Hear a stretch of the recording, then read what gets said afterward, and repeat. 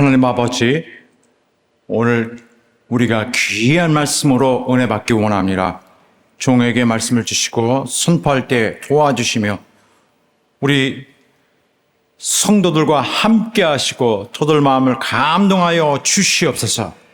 예수 이름으로 기도하옵나이다. 아멘.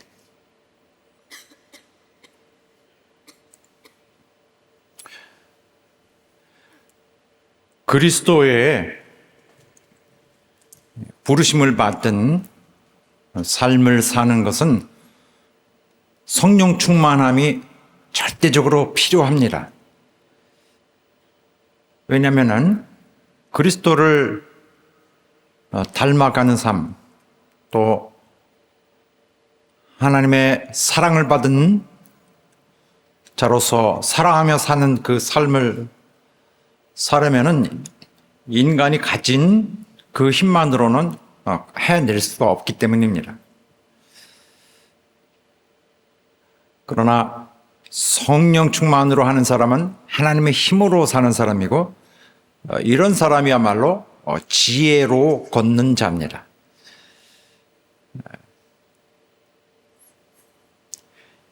그런 삶이 지혜롭다는 것은 어떤 의미가 있냐면은 많은 의미가 있겠지만 무엇보다도 그리스도의 약속하신 모든 축복을 얻을 수 있는 길을 가는 것이기 때문이고, 또한 그 가는 길에 세상이 줄 수 없는 그 기쁨과 위로도 함께 얻는 그런 복된 혜택을 갖고 사는 사람이기 때문입니다. 오늘 본문의 말씀을 함께 보겠습니다. 그 말씀은 술 취하지 말라, 이는 방탕한 것이니 라고 시작하고 있는데 좀 특이하죠. 왜 하나님 말씀에 갑자기 술에 대한 말씀이 나올까? 그런데 사실 이 말씀은 술에 대한 말씀이 아니라 성령 충만에 대한 말씀입니다. 성령 충만함이 어떠한 것인지, 또 부르심을 입은 그리스도인들에게 어떤 의미가 있는지를 설명하기 위해서 불러드린 안에 필요한 어떤 그런 표현이었습니다. 그리스도인의 삶에 있어서 절대적으로 필수적인 것은 성령의 인도받는 것입니다. 성령으로 통제받고 지배를 받는 것입니다. 그렇지 않고는 거룩한 삶을 절대로 옳게 갈 수 없습니다. 그런 반면에 이 반대쪽 길을 가는 것은 방탕한 길입니다. 방탕은 술에 취하지 말라 방탕한 길이니라 했습니다. 방탕은 무슨 뜻이냐면은 우리가 다 알고 있는 바 뭔가 옳게 가는 것이 아닌 아주 부적절하고 부도덕한 것으로 감으로써 그 어떤 인생길에서 자기에게 주어진 그런 기회를 다 그냥 낭비하고 잃어버리고 결국 패망하는 자신을 갖게 되는 그런 걸 말하는 거죠. 탕자에 비유해서 둘째 아들이 망하는 그러한 과정을 가지고 허랑방탕하고 있는 생활이다 라고 표현했었습니다. 이와 같이 그런 어떤 술에 취한 삶, 어떻게 보면 그런 이방인들의 삶을 이루는 그런 삶은 결국 방탕에 이어지는 삶을 갖게 된다. 여기서 중요한 것은 그러니까 술 취함과 성령을 대조하고 있는 거예요. 반대쪽이죠. 술 취함과 성령 충만은 어떤 면에서는 유사한 면이 있지만은 실질적으로 들여다보면은 본질은 엄청 차이가 되는 그러한 서로 대조적인 것입니다. 술에 취한 사람은 술의 힘에 자신을 맡기고 행동합니다. 그러나 성령에 충만한 사람은 성령의 힘에 자신을 맡기고 행동합니다. 그런 점에서 어떤 열정적인 이런 부분은 또 자기를 맡긴다는 부분, 이런 부분에서는 비슷한 면이 있습니다. 굉장히 강력한 그런 열정이 뿜어져 나오는 이런 면에서는 비슷한데, 술 취함은 방탕을 가져오고 성령 충만은 거룩한 그리스도의 길을 가는 그런 것으로 이어진다는 것입니다. 이것은 볼 때에 바로 앞에서 나눈 말씀들을 볼 때 빛과 어둠, 또 지혜와 또 미련한 길, 지혜와 미련한 이러한 말씀을 쭉 다뤄왔는데, 바로 역시 또 이것도 같은 형태로 가고 있는 것입니다. 술 취하는 것은 어두운 것이고 또 미련한 것입니다. 그러나 성령 충만한 것은 빛으로 사는 것이고 또 지혜로 사는 것입니다. 자, 이 말씀을 좀 더 자세하게 보겠습니다. 그러기 전에 알아야 될 것이 있어요. 이 세상 사람들의 술 먹는 사람들이 또 술을 통하여 어떤 위로를 찾으려고 하는 사람들이 많이 있습니다. 술 마시는 이유가 무엇인가 하고 물어보면은 대체로 이러한 것으로 일치된 대답이 나올 것입니다. 물론 여러 가지 다른 이유, 다른 표현으로 하겠지만은 일반적으로 이렇습니다. 첫째, 행복감을 가지려고 술을 마신다는 것입니다. 다른 말로 하면은 기분 좋으라고, 그게 좋아서 마시는 것입니다. 기분이 좋아지니까. 이것은 또 어떤 슬픔이나 이런 어려움을 극복하려는 데 효과가 있다는 그런 면이 있습니다. 결국 기쁨과 행복을 어떻게든 가지려는 그러한 목적으로 마신다는 거죠. 그런데 그 행복감을 갖기 위해서 술 마신다는 것은 그 동기가 문제가 아니라 그 수단, 행복하기 위해서 쓰는 그 방법이 문제가 있습니다. 술을 마셔서 행복해지겠다는 것은 이것은 대단히 문제가 있습니다. 술을 마시고는 어떤 잠시간의 그 행복감 이런 게 올 수도 있겠죠. 그러나 이건 유사 행복이고 참 행복이 아닙니다. 그리고 잠깐 동안만 지속되는 것인데, 그러기 위해서 치루어야 될 그 영적인 어떤 영적 상태에 대한 그 값은 대단히 많습니다. 술은 처음에는 어떤 기대를 갖고 이렇게 술을 통하여 극복하려는 문제를 갖고 해결하려고 접하게 되지만은 결국 나중에는 더 많은 문제에 부딪히게 됩니다.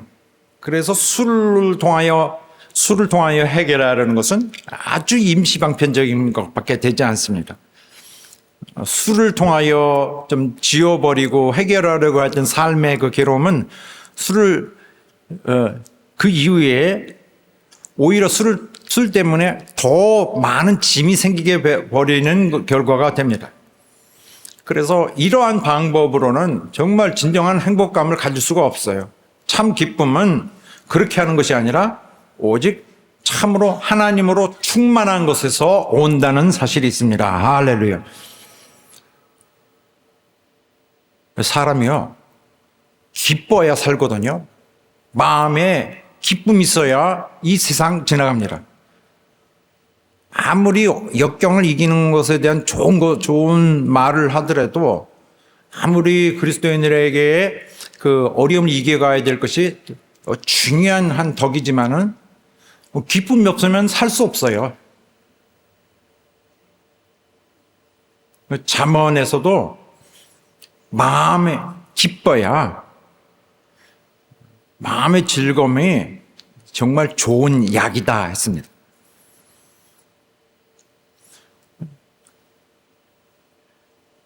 바로 이 말씀에, 바로 그러한 점에서 중요한 한 말씀, 이 다윗이 한 말씀인데, 이것은 우리가 성경에서 볼 수 있는 그런 말씀들 중에서 바로 이러한 진리를 가장 잘 표현하고 있는 것 중에 하나입니다. 대단히 중요한 진리를 나타내는 것들 중에, 구절 중에 대표라고 할 수 있어요. 하나님이 내게 함께 하심으로 결국 나에게는 비로소 내 기쁨이 채워진다. 이런 얘기입니다. 물론 충분한 이유가 주어집니다. 그가 내 우편에 계심으로 내가 요동치 아니하고 내 마음이 기쁘고 내 영광도 즐거워하며 내 육체도 안전히 거하리니, 그리고 중약하고 주께서 생명의 길로 내게 보이시리니 주의 우편에는 영원한 즐거움이 있나이다. 결국 다윗이 신앙의 삶을 갖고 있는 것은 위로가 다른 데 없고 오직 하나님께 있기 때문이며, 하나님을 믿는 삶에는 영원한 행복과 기쁨이 있는 것을 알고 있는 것입니다. 바로 이런 면은 그냥 일시적인 느낌이나 판단이 아니었고, 결국 주님도 그의 제자들에게 또 그를 따르는 자들에게 기쁨을 주려는 것을 하려고 하셨습니다. 그것이 바로 주님이 이루시려고 하던 하나님의 뜻입니다. 그래서 반복적으로 주님은 이렇게 말씀을 하셨어요. 지금 내가 아버지께로 가오니 내가 세상에서 이 말을 하옵는 것은 저희로 내 기쁨을 저희 안에 충만히 가지게 하려 합니다. 그냥 잠시 저들이 즐거움 속에 있는 것이 아니라 완전히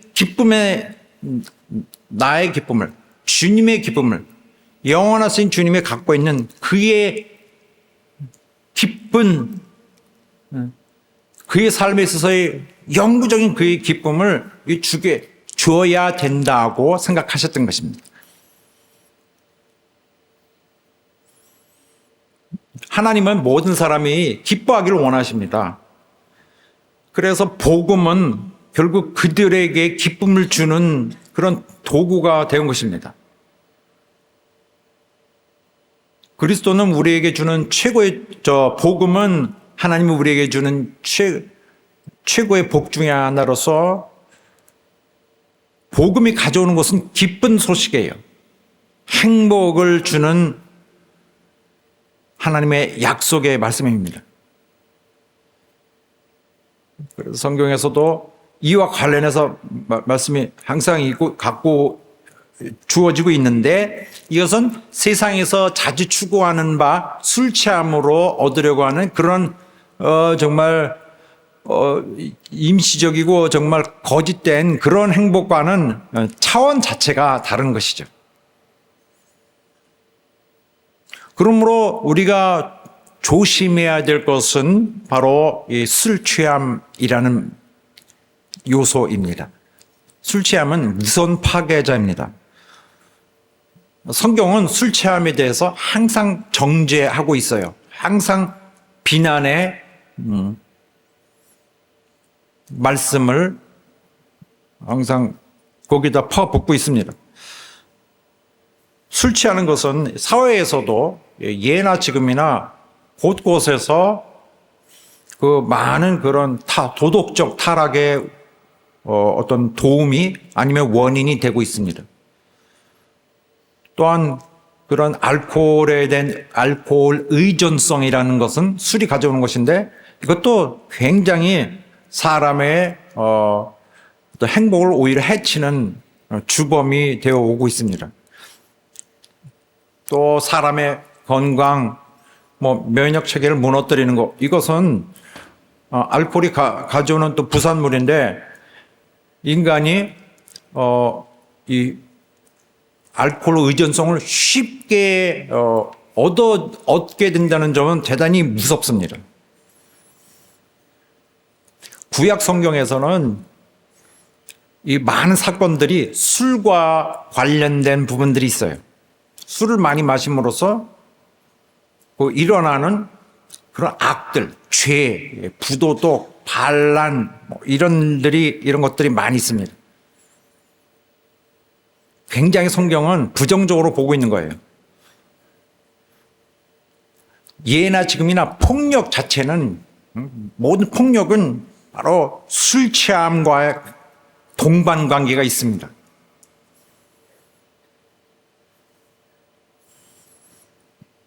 구약도 그렇고 신약도 그렇고 술 취함을 아주 강력히 정죄하고 있습니다. 술 취한다는 것은 재앙을 불러오는, 또 거기서 벗어나 그것이 재앙 자체에 속한 요소로 보고 있습니다.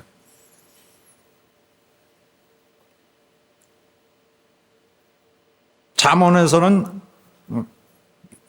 거듭 여러 번 또 지속적으로 강조하고 술 취함에 대해서 경계하고 있고 우리에게 경고를 하고 있습니다. 조심하라. 너는 무너지게 될 거다. 술을 가까이 하면 무너지게 될 거다. 술 취하는 것은 사람으로 하여금 일시적으로 자기 모습이 아닌 다른 모습을 이렇게 인위적으로 갖고 오죠.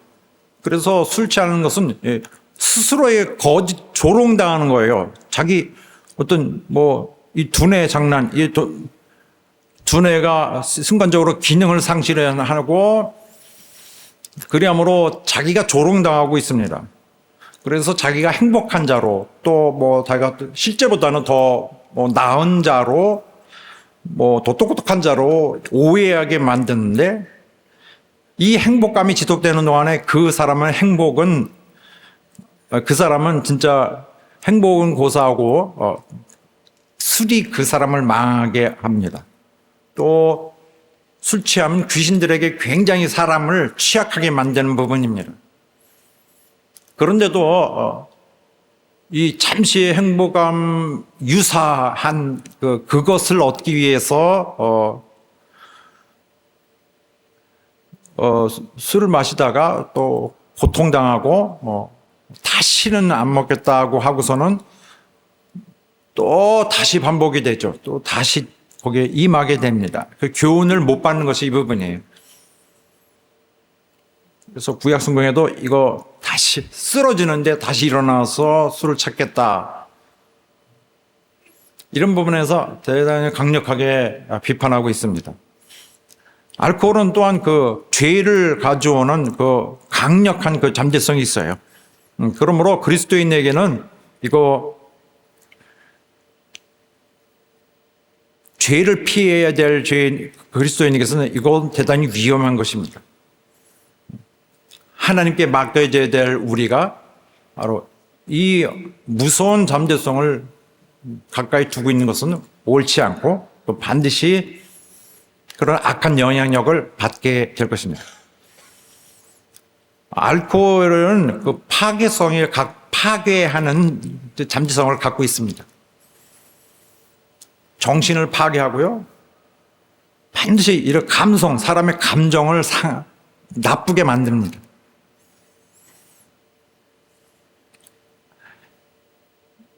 이 사람을 악인으로 만들어 가요. 또 육체적으로 굉장히 해악하고요.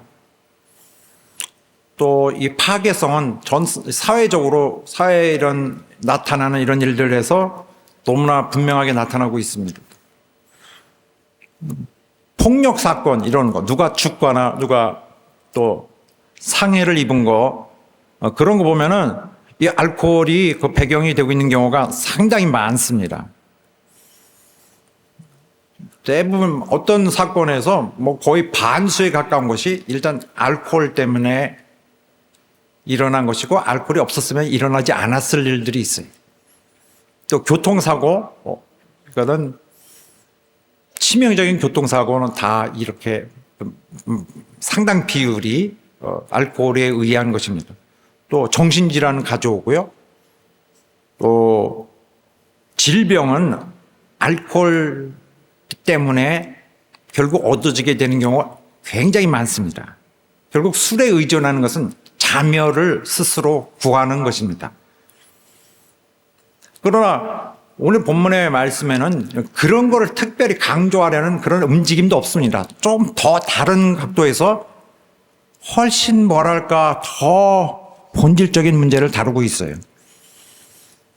바로 이 서신을 처음 받는 에베소 교인들의 경우가 바로 굉장히 중요한 부분인데, 자, 이 부분을 보고 왜 이런 말씀이 나왔을까 한번 생각해 보면 좋겠습니다. 술 취한다는 것은 에베소서인들에게는 굉장히 익숙한 부분이에요. 그들은 그런 삶에서 살아왔고 자라왔을 것입니다. 그러나 어느 선부터 그리스도를 만나고는 단절시켰던 그런 부분이죠. 그렇지만은 그거 다 알거든요. 다 그런 기억이 있고 그런 문화를 알고 있고, 술 취함과 우상 숭배는 항상 같이 갔거든요. 우상 숭배 안에 그런 의식 자체에 그런 술의 요소가 굉장히 중요한 자리가 있고 필수 자리고, 또 정말 그 굉장히 난무한 그 음란함이 그 안에, 그 행위들이 그 안에 담겨져 있고요. 그래서 이 에베소 부분만이 아니라 극동 지방 또 헬라 지방 이런 로마 문화권에서 한동안 이런 유행되었던 것은 바로 신비를 추구하는 종교들의 그런 영향력이었습니다. 상당히 유행하고 있던 당시의 그런 헬라 배경적 그런 종교는 어떤 그 신비한 그 체험을 그 종교 그 성질의 그 핵심으로 두고 있습니다. 어떤 신을 만나기 위해서 자신을 그 무아지경으로 빠뜨리는 이런 아이디어를 가지고 접근하는 그런 접근 방법을 갖고 있습니다. 그래서 바로 이 종교에 있어서 종교 체험의 최고의 방법은 뭐냐, 아주 정점은 뭐냐면은 황홀감을 갖고 붕 떠서 이 신들과의 만나게 되는 거죠. 그래서 그들을 통한, 그래서 그 신적인 지식을 알아내고 진리를 깨닫게 되고 이렇게 되는 상황으로 가려고 했던 것입니다. 그래서 이 종교의식의 참여자들은 황홀한 경험을 대단히 필요로 합니다. 감정적 고조 이런 게 중요하고요. 그래서 술을 그냥 진탕 마시고 자기 체면적인 이런 걸 다 하고 광적인 추모에 몰입해서 또 성적 이런 난잡한 이런 행위들을 포함해서 인사불성 무아지경으로 빠집니다. 이렇게 되면 그들은 준비가 된 거예요. 신과의 접촉이 되는 이런 자신의 그 어떤 의식이 인간이 아니라 이렇게 더 상승해서 더 신적인 그러한 체험을 갖는다. 하늘의 그런 어떤 비밀스러운 그 하늘의 영역과 맞닿는다. 그들의 진리를 접근할 수 있다. 신이 가까이에 그들과 함께 할 수 있다. 이렇게 보고 있는 것입니다. 그래서 당시에는 이 신전에서 그런 제사할 때 술에 취하고 광란에 이런 정말 퇴폐한 이런 그 행위를 참여한 것을 대단히 자랑스럽게 생각했었다고 합니다. 그 우상 종교의 예배인 거죠. 하나의 예배 의식. 그런데 그들은 그것을 좋은 건전한 것으로 당시에는 보는 그런 경향이 있었습니다. 아주 교양 있는 사람처럼, 뭔가 앞서간 사람처럼 거기 참여한 것에 대해서 자랑스럽게 생각했죠. 바로 이런 거와 연결시킬 수 있는 중요한 그 인물이 하나 있다면은 그 디오니시우스라고 할 수 있습니다. 디오니시우스는 바로 헬라 신화에 나오는 신입니다.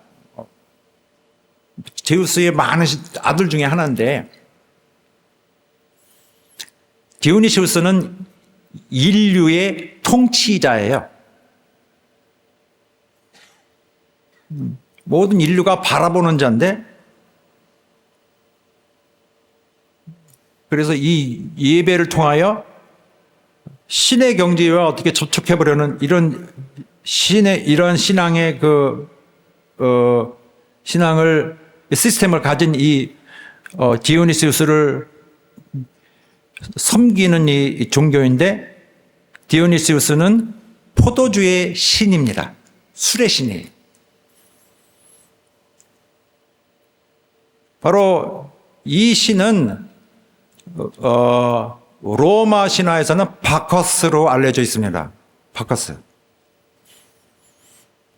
그래서 당시 그 옛날 그 시대 이후로 한 2000년 동안에 이 파티, 막 난잡한 파티, 술 파티에 막 인사불성에다 완전히 뭐 정말 진흙탕 같은 그런 파티가 있으면은 바커스라는 이름을 들어서 표현하는 것이 이것이 일반적입니다. 지금도 그 단어는 쓰고 있는 것으로 알려져 있습니다. 그러므로 그 이름 자체가, 이런 신을 믿는 것 자체가, 바커스 그 자체가 벌써 난잡하게 이렇게 해야 되는 것이 필수 요소가 되어 있는 거죠. 그 종교를, 당시 종교가 어떤 많은 외형을 그대로 갖고 온 것입니다. 바로 이것이 정확하게 에베소 교인들이 익숙해 있던 문화, 이전에 자신들도 참여했던 그 문화였던 거죠.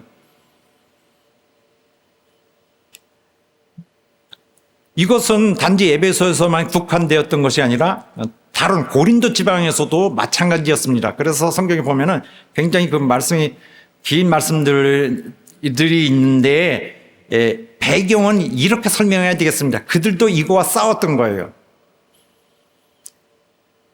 바로 이런 이방신의 그런 술에 관련된 이런 이방신의 본문에서는 그래서 단지 술 취하는 것이 도덕적으로 나쁘다 이거 하는 그것이 아니라 더 깊은 그 내용을 다루고 있습니다. 뭐냐면 어떤 영적 사단의 영적 전쟁적 뭐라 그럴까 더 그 사단적 일으키는 그 영적 문제를 가리키고 있는 것입니다.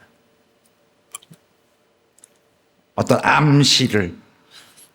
왜냐면은 바로 이런 이단 완전 난잡한 이런 의식은 그들 나름대로 종교적 예배 순서 이런 것을 갖고 있습니다. 말하는 그러한 그들의 나름의 선언, 말씀 이런 것들. 예배 형식으로 갖고 있죠. 그래서 앞으로 여러분과 제가 나누들 그런 말씀에도 역시 그런 것을 딱 자르려는 하나님의 말씀의 의도가 있습니다. 그래서 이런 거 볼 때에 그런 과거의 그런 우리가 그 로마 영화 이런 데서 영화에서 가끔 볼 수 있는 그만 난무하는 이런 것들이 바로 그것인데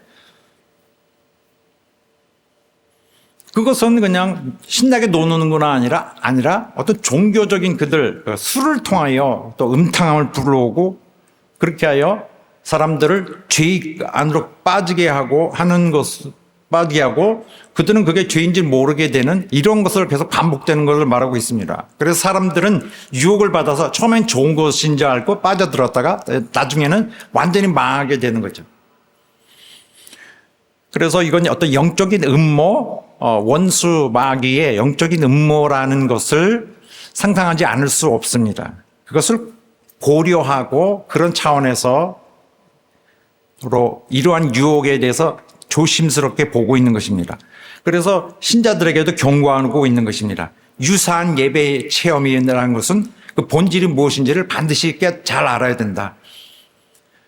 왜냐하면 예배 수단으로 사용했던 그런 술의 그 사용은 일반 삶에서도 같은 목적으로 해서의 침투의 목적을 갖고 있는 것일 수 있는 것이죠.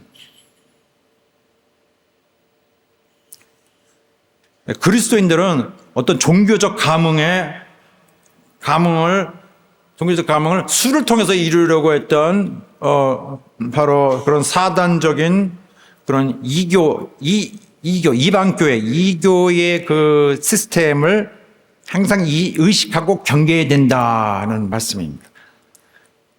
우리에게는 다소 긴급하지 않은 문제일 수 있지만 그들에게는 신앙을 갖느냐, 천국 가느냐, 지옥 가느냐가 눈앞에 있는 굉장히 급박한 상황에서 싸워야 될 문제였던 것입니다. 그것은 안 된다. 가장 중요한 걸 잃어버릴 수 있는 것이다. 너희는 성령 충만에 의해서 참 영적인 행복과 참 영적인 즐거움을 구해야 하는 것이다 했습니다. 할렐루야. 사람들은 술을 먹는 문제에 대해서 이렇게 좀 정당하게 좀 표현하고 싶어 하기도 합니다. 일부 사람들이요. 신자들인데도 뭘 좀 괜찮은 것이다 이런 식으로 좀 표현하고 싶어 합니다. 그런데 이건 알아야 돼요. 그런 표현을 하기 전에 지금 우리가 성경을 대할 때 거기에 술에 대한 언급이 나올 때 이 술이 그 술이지라고 보고 있는 데는 문제가 있습니다. 왜냐하면 당시에 사용했던 그런 술은 지금 우리가 말하고 있는 술 할 때 우리에게 떠오르는 것과는 상당한 차이가 있는 부분이 있어요. 자, 물론 독주라고 성경에 나와 있는 부분도 있습니다. 독한 술이죠. 알코올 함량이 많은 술. 그런 것도 있고, 그보다 그 다음 것으로 또 새술이라는 것이 있어요. 그것은 아주 신선한 이 과일 주스를 짜다 보니까 금방 짠 지 얼마 되지 않아서 벌써 신내가 나기 시작해요. 이게 자연 발효가 되죠. 이것은 이제 물을 넣기 위해서 보존하기 위해서 그 물을 섞어서 결국 마실 때는 신내 나니까 물을 섞어서 마셨죠. 그래서 새 술은 새 부대에 넣어야 된다는 그런 말씀이 여기서 나오는 것인데 물을 많이 타서 먹었습니다. 그런 것이 있고요. 그다음에 세 번째로는 지금 성경에서 우리가 가장 많이 등장하고 있는 바로 그거. 우리가 포도주 할 때 머리 벌써 처음부터 떠오르는 바로 그거. 히브리어로 야인이라고 하고 헬라어로 오이너스라고 하는 것인데 포도주죠. 근데 여기 용도는 음료예요. 음료. 이것은 이 종류의 포도주는 끓여서 그 포도즙을 끓여서 부글부글 끓여서 다 산화시킨 다음에 이게 농축되어서 그거를 잼같이 시럽, 그다음에 고추장을 담는다든지 그렇게 굉장히 수분을 다 빼고 굳게 해서 보호하고 오랜 저장을 위해서 그렇게 했습니다. 그래서 물을 계속 타서 먹고. 그래서 이 발효가 되지 않는 거죠.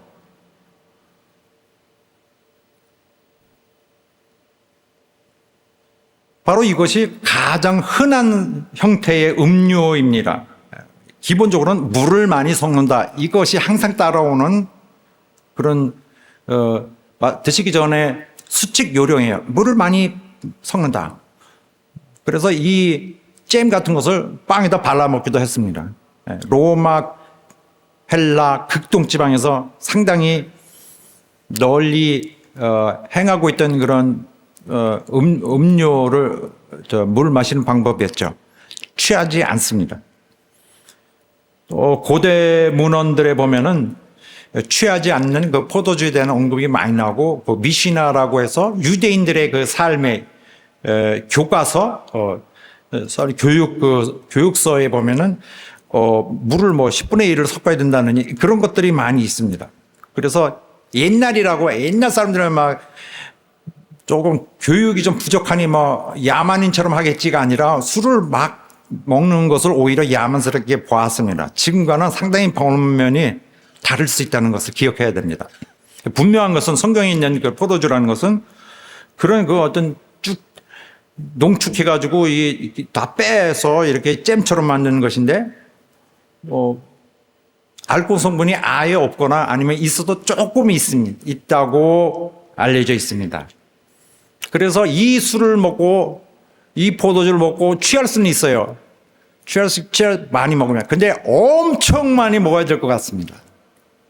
몇 바켓은 먹어야 그래야 취하게 되는 그런 것 같습니다. 그래서 오늘날 우리가 생각하고 있는 어디든지 요 가게만 가도 술이 팔리고 하는 뭐 이런 상황을 보면 거기도 다 다 항상 술의 삶을 살고 있다. 이렇게 보면 안 될 것 같습니다. 그들, 거기 극동제방이라 해서 뭐 술을 좋아하고 우리는 문화적이니까 술을 자제하고 그거 아닙니다. 반대죠. 술에 대해서 굉장히 사회적인 그 집단 그런 경계를 받아야 되는 그런 상황도 있었다는 것을 알아야 됩니다. 그리고 알코올은 성경 시대에는 알코올이 어느 정도 필요했어요. 우리는 대단히 깨끗합니다. 그냥 뭐 쉽게 구할 수 있지만 옛날에는 그 동네 우물을 파야 되는데 그 우물 파는 물이 거기서 나오는 물이 깨끗하다고 볼 수 없어요. 좋은 물이 아닐 수 있고 또 어디서든지 물을 구할 수 있는 것이 아니기 때문에 특히 그러한 그 더운 지방 거기에서는 그런 우물도 얻기가 쉽지 않는 경우가 있었습니다. 그래서 물을 저장하는 데는 당연히 살균이 되어 있어야 되니까 불가피하게 그러한 그 어떤 물이 좀 발효된 그런 상태가 되어야 되니까 그 포도주는 그런 면에서 쓸모가 있었던 것입니다. 사실 불가피하게 있어야만 했던 것이지 그걸 사람을 취하기 위해서 만들었던 것은 아닙니다. 그러나 과거가 어쨌든 간에 이제는 과거를 청산하고 새로이 시작돼야 된다. 완전히 끝났다는 것을 오늘 성경이 곳곳에서 말씀하고 있는 것입니다. 술 취하던 어둠의 때는 이미 끝났다. 술 취함에 대한 것은 성경의 어느 부분도 아름답게 표현되지 않습니다. 정말 다 고약스럽게 표현합니다. 이 부분만 봐도 그렇습니다. 만일 그 종이 마음에 생각하기를 주인이 더디 오리라 하여 노비를 때리며 먹고 마시고 취하게 되면 이렇게 됐습니다. 이 악한 이 청지기를 설명하자면은 반드시 이 술을 먹는 이렇게 표현되었습니다. 하나님의 형상으로 창조된 인간이 저렇게 해서 취함에 의해서 자신을 그냥 막 짐승 다루듯이 다루는 것은 자기 학대이면서 하나님에 대한 배반으로 볼 수 있습니다. 베드로 사도는 옛날 너희가 가졌던 이교도의 삶을 버리라 했습니다. 거기에 음란과 정욕과 술 취함, 또 사도 바울은 데살로니가 교인들에게 이걸 극명하게 했습니다. 취하고 밤에 취하고 그런 자들은 밤에 속한 자들이다. 우린 낮에 속했다. 또 보면은 고린도 교인들에게 또 어떤 형제가 술 먹으면은 술 취하면은 그 사람 관계를 끊어라. 밥도 같이 먹지 마라. 밥 같이 안 먹는다는 것은 절교를 말합니다. 또 다음 장에서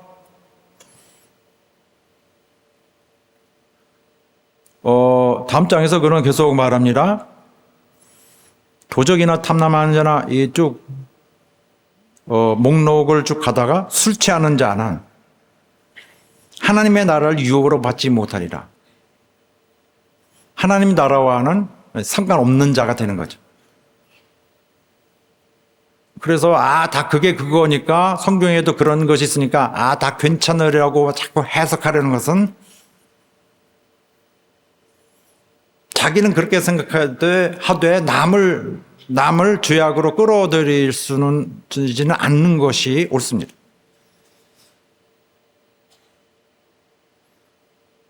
자, 본문의 말씀의 그 두 번째 파트는 이렇게 되어 있습니다. 오직 성령의 충만을 받으라. 오직이라는 것은 그렇게 말고 그 대신, but, instead, 이런 걸 얘기하는 것인데, 성령의 충만을 받으라. 이 말씀을 보면은 우리는 이런 점을 좀 생각해 볼 수 있어요. 왜 이런 말씀을 굳이 했을까? 사도 바울이. 물론 하나님이 계시해서 했지만 그가 그걸 설명하기 위해서는 설명할 그도 어떤 설명 소재가 필요하거든요. 이거는 사도 바울 자신의 문제일 수 있습니다. 사도 바울은 이 오순절 성령 강림하셨을 때 그 현장에 있지 않았습니다. 그때는 그렇게 열성적으로 자신을 드러냈던 자가 아니었던 것 같아요. 그러나 지금에 보면은 사도 바울은 그 당시에 그 오순절 사건을 굉장히 충격적인 것으로 갖고 있었던 것 같습니다. 그 오순절에 일어난 사건이 자신에게는 너무너무나 무섭고 너무 엄청난 사건이었죠. 왜냐하면은 오순절이 발발했을 때는 자기는 아직 그리스도인이 아니었죠. 그리고 뿐만 아니라 교회에 핍박하기도 전이했어요. 교회를 핍박할 이유가 하나도 없었죠. 왜 이유가 없어요? 그리스도인들은 아무것도 아니에요. 그들은 신경 쓸 일도 아니에요. 너무 연약해가지고 그리스도의 그런 회중들, 그리스도인들 신경 쓸 것도 없어요. 초라하고 아무 능력도 없고. 이들에게는 어떤 사단의 영역에 위협을 줄 그런 것이 전혀 아니었으니까. 그런데 오순절 사건 이후에 이들이 너무나 순간적으로 변했단 말이에요. 교회의 그 담대한 성장, 그들의 놀라운 이런 활기와 이런 패기, 또 그들이 이루는 놀라운 그런 또 전도력, 그런 영향력 이런 것들을 볼 때 너무너무 놀랬죠. 그래서 핍박을 시작하게 된 것입니다. 당시에 오순절이 일어나 사건이 있었을 때에 바로 저희 앉은 온 집에 하늘로부터 급하고 강한 바람 같은 소리가 나고 어떤 불의 혀 같은 것이 사람에게 임하니 사람에게 이제 방언을 말하기 시작하고 했습니다. 이때 분위기가 어떻게 했어요? 가만히 있는데 조용히 내려서 이렇게 된 상황이 아니라 엄청 완전 열광의 도가니였죠. 거기가 성령 임하실 때 그들이 기도하고 엄청 소리로 기도하고 할 때. 우리 교회처럼 이렇게 하지 아니하고 엄청 찬양할 때 우리 이제는 그렇게 안 합니다. 찬양할 때 정말 여치 귀청이 떨어지고 정말 나 이거 하고 죽을래 하는 식으로 엄청 찬양하고.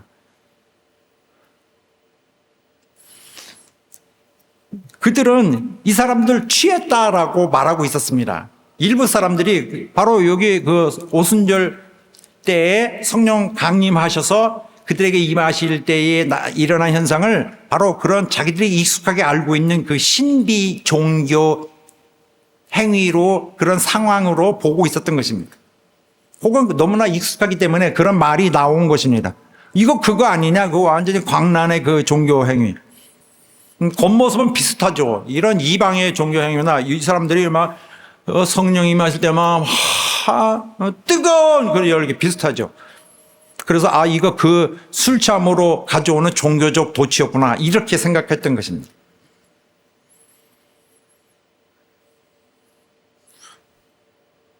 하지만 술 취하는 것은 성령 충만하여 일어난 일과 완전히 다른 거죠. 이거 술 취하는 것은 완전히 어리석은 것이고 그와 반대로 바로 사람이 영혼이 은혜가 충만을 입을 때에 그 영혼은 기뻐서 웃고 노래하고 춤추고 소리 지르고 할 수 있어요. 당연히 해야 되죠. 이것은 그렇게 한다면은 세상 사람들에게는 일시적으로 이렇게 난리쳐 술에 취한 것 같은 애 이렇게 얘기할 수 있죠. 그리스도인들이 하나님 안에서 기쁘고 함께 있으면 서로 즐거우니까 찬양과 기도와 소리와 함성이 있지 않겠습니까? 박수와. 그러나 술이 취한 게 아니라 그 내용은 분명히 다릅니다. 이건 성령에 충만하여 일어난 일인 것이. 그들은 비교하고 있지만 실질적인 내용은 완전히 다른 거죠. 하나는 어리석은 것이고 어두운 것이고 다른 것은 지혜 있는 것이고 빛으로서 하고 있는 것입니다. 그리스도인이 자신의 새 삶을 가는 위대한 길, 자기의 주어진, 하늘에서 주어진 길, 하나님의 아들이 그리스도로 오셔서 주어진 그 새 삶을 밟아가는 것은 어떨까요? 자기가 자기 힘으로 다 할 수 있을까요? 본래 가진 능력으로는 어림없습니다. 어쨌든 시작할 때 자기가 갖고 있는 다 그 자원을 가지고 해야 되는데 인간이 갖고 있는 것으로 해야 되잖아요. 할 수 있을까요?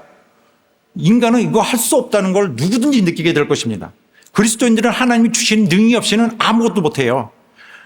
고약스러운 것만 나오죠. 하려고 해도 아무것도 영적인 것을 가진 것이 없으니까. 하늘에 속한 것을 가진 게 아무것이 없으니까 아무 능력이 없습니다. 사람이 온유할 수 있나요? 사람이 겸손할 수 있나요? 전혀 온유하지 않을 것입니다. 그냥 까칠하고 굉장히 날카롭고 굉장히 싸납고 이기적이고. 겸손할 수 있나요? 못하죠. 성령이 능을 부어주시지 않으면 하나가 될 수 있나요? 연합할 수 있나요? 연합 못하죠. 세상과 구별할 수 있나요? 구별은 안 되죠. 빛으로 살 수 있나요? 살 수 없죠. 사랑할 수 있나요? 사랑 못하죠. 지혜로 걸을 수 있나요? 못하죠. 어둡고 미련한 짓만 하게 되죠. 성령이 없으면 아무것도 못해요.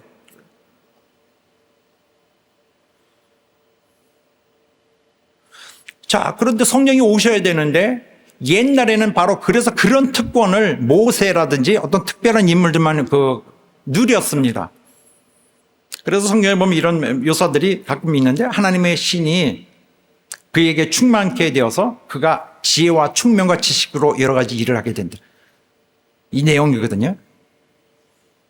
그때 유명한 역사에서 유명한 주의 종들, 특별한 하나님 택하신 자들에게 있었던 일입니다. 성령이 그들에게 오셔서 그들을 지휘하고 역사했던 것.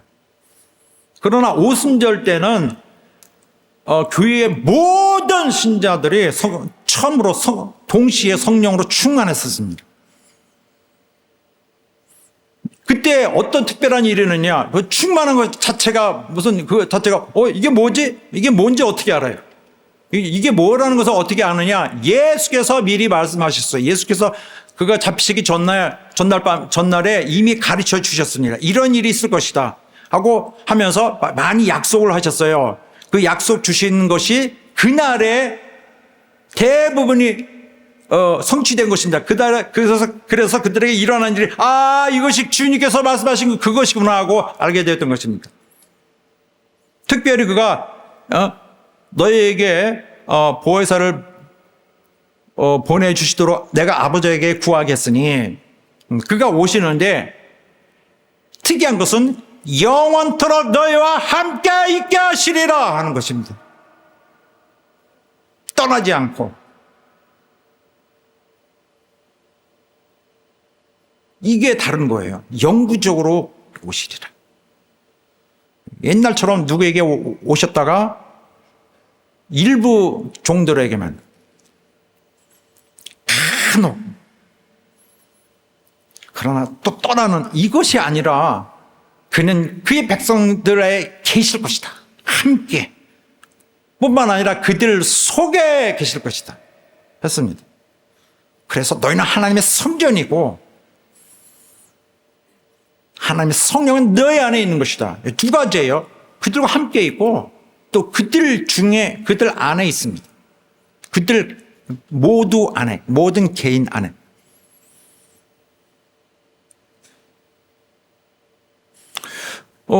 성령이 신자들 안에 계심으로써 예수께서 바로 얼마 전에 약속하셨던 것들이 대부분이 다 성취가 된 거예요. 깜짝 놀라게 됩니다. 그들은 그래서 그렇구나, 성령 주신 것에서 무슨 일이 일어나는지를 그들 순간적으로 알았습니다.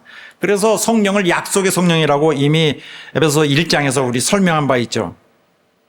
예수 약속하신 그대로 또 그는 또한 앞으로 그 이후에 있을 모든 일에 대해서 약속을 해주시는 분이라서 또 약속의 성령이라고 이미 설명을 드렸습니다.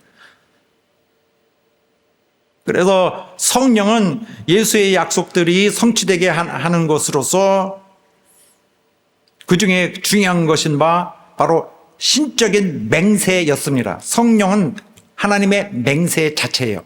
저당 잡힌 거죠. 또한 안전, 다시 말하면 보증입니다. 보증, 확증.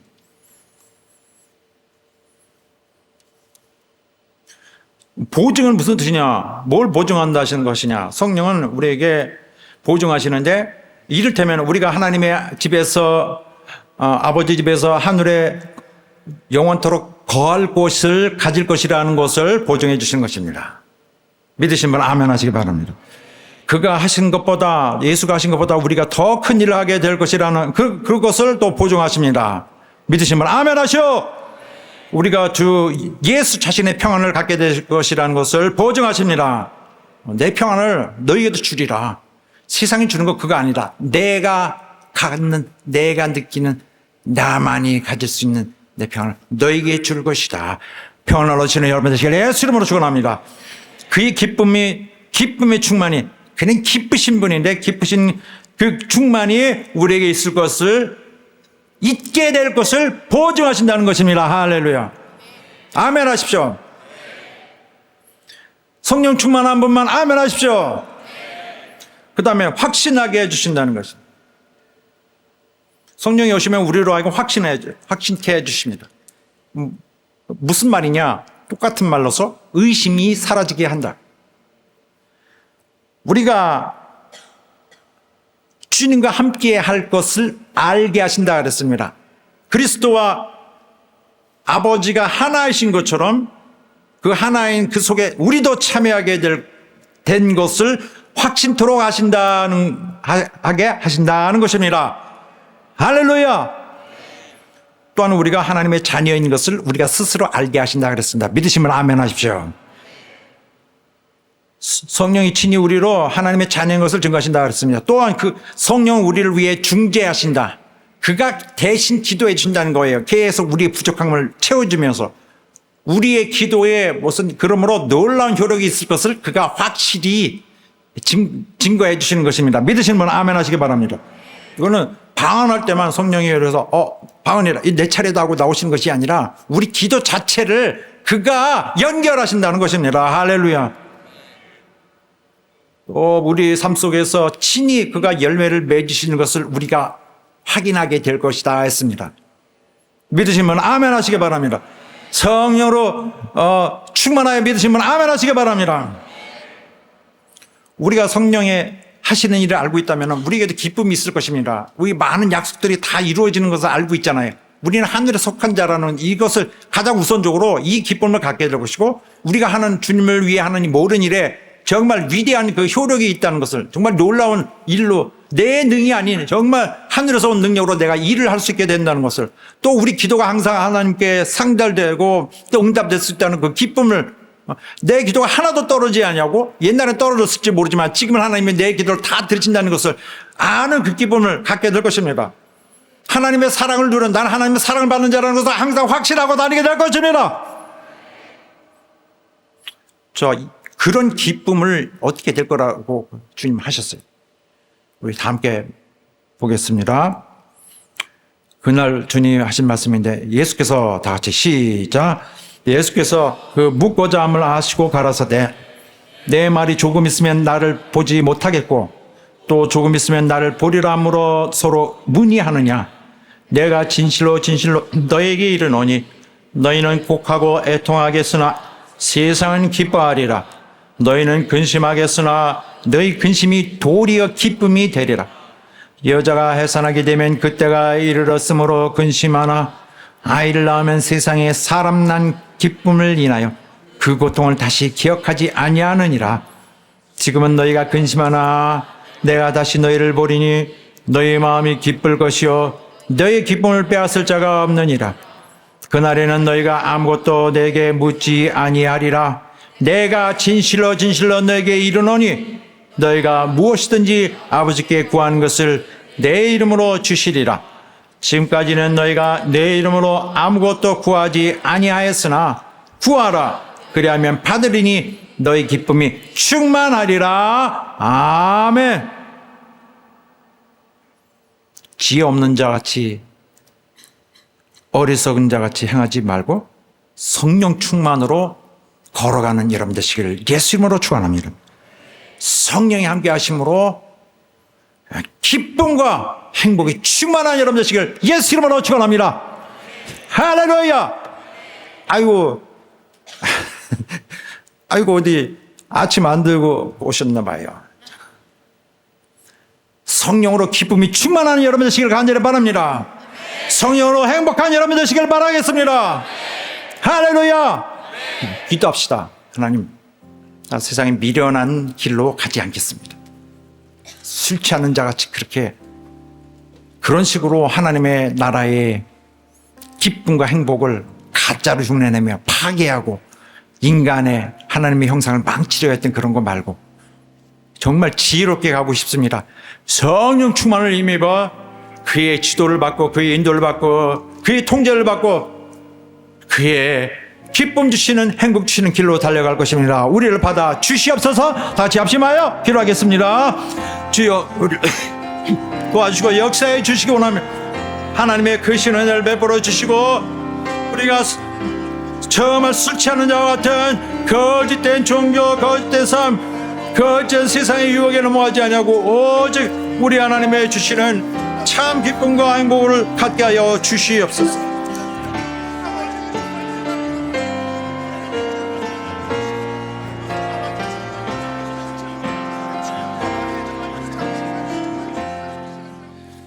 하나님 아버지, 오늘 주신 말씀을 모두가 마음에 새기고 우리 하나님이 이끌어 주시는 놀라운 영생의 길에 순종하며 갈 수 있도록 도와주시옵소서. 미련한 또 어두운 길을 가는 모든 사단의 악한 음모들을 경계하고 주의하고 오직 우리는 성령 충만으로 이끄시는 놀라운 그 기쁨의 길을 또 행복감 충만한 길을 갈 수 있도록 역사에 주시옵소서. 속지 아니하고 정말 우리에게 성령으로 인도하시고 또한 영원한 기쁨이 넘치는 미래를 보장하시는 우리 하나님을 기뻐하게 하여 주시옵소서. 예수 이름으로 기도하옵나이다. 아멘. 자, 자리에 나서서 찬양하겠는데 이 세상 살아가는 동안에 자기 힘으로 해결해 나가려고 하는 것은 실패할 수밖에 없습니다. 그렇게 하지 않냐고 하나님의 모든 계획이 나의 계획이 되고 또 그리스도의 그러한 삶이 내 삶이 되고 또 성령의 능력이 또 나의 능력이 되어야 될 것입니다. 이렇게 걸어가는 것이 어떻겠습니까? 함께 고백하겠습니다.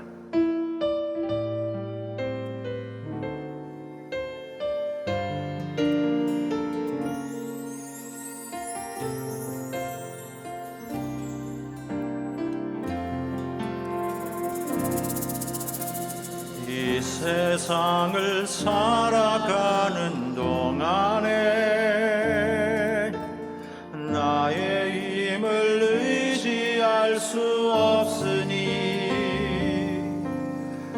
기도하고 낙심하지 말 것을 주께서 참 소망이 되심이다. 하나님의 꿈이 나의 비전이 되고 예수님의 성품이 나의 인격이 되고 성령님의 권능이 나의 능력이 되길 원하고 바라고 기도합니다.